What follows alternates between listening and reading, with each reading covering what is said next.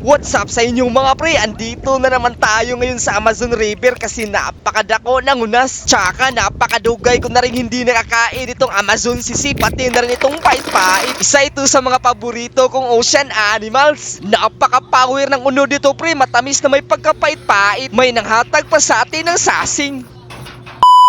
May bungkag sa ting bahaw pre, wala unta akong planong pumunta ng Amazon River pero napakanindot ng adlaw ngayon, walang masyadong init kaya umabanti na ako. Ito ang mga body natin ngayon pre kasi wala daw silang klase at tumabok na ako dito sa Suba kasi yung last video natin ay napakaraming Amazon sisi ang aking nakitaan. Speaking of Amazon sisi, may nakitaan agad ako dito sa tabok ng Suba. Mukhang napakadaghang Amazon sisi ang naanod nung pagbaha kaya nanggawas sila ngayon. Ang uban ni kasing mga Amazon sisi pre nalubong sa lapok kaya pag magbaha ay makakalot sila.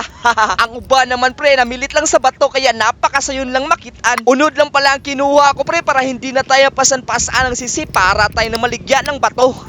Di rin ako nagdala ng tagad kasi nung last na panasing ko ay parang napia ang aking kamot kaya kutsara, plato at sundang nitong aming dala. Pero ayos na itong Amazon sisi pre, sumusukol na ito ng bahaw. Dito ay may nakitaan akong malaking Amazon sisi kaya titilawan natin to. Yun lang, nalimtan ko magdala ng suka pre pero napakalami pa rin ito. Ayos. Ano bang gusto niyong ibutang pag kumakain kayo nitong sisi pre? Alam niyo ba pre na napakalami din itong sisi kapag bubut nga nyo ng chili garlic oil. Sumisipa ang halang sa iyong baba.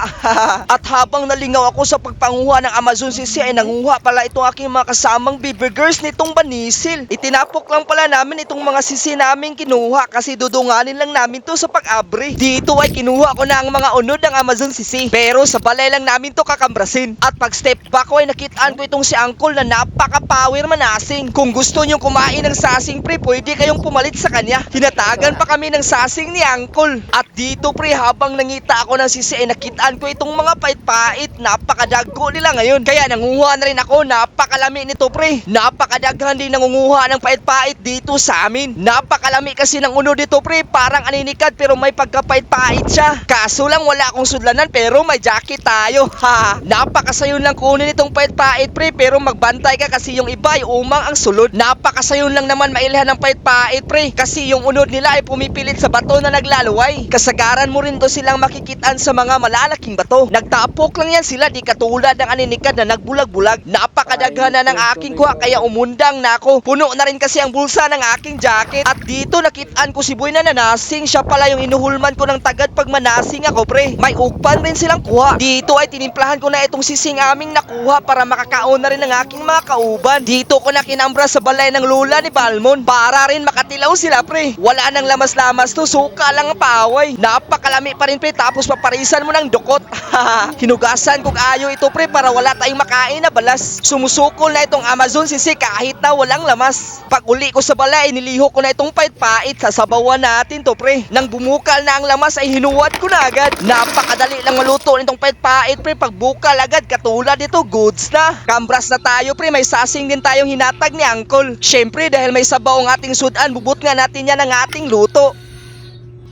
Napaka-power ng sabaw pre. Di rin papagansi itong sasing. Tapos papalua pa ng bahaw. Napakalami ng sabaw ng pait-pait pre. Samot na nitong unod.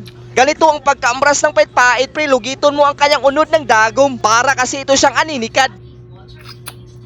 Pwede mo rin ito ituslo sa halang na suka. Napaka-power na ng unod dito. Mas lalong lumalami pre pag itutuslo mo sa halang na suka. Tsaka pasbrikan mo nitong sasing. Napakalami. Kung hindi ka pa nakatilaw ng pait-pait pre, tumilaw ka na. Ano pa bang hinuhulat mo? Waskag talaga ang bahaw pag ito ang sudan mo pre. Salamat pala at nakaabot ka hanggang dito sa video pre. I-follow nyo naman ang ating page, huwag ka nang magpasugo. So paano ba yan? Hanggang diri na lang tayo pre. Hanggang sa sunod, God bless.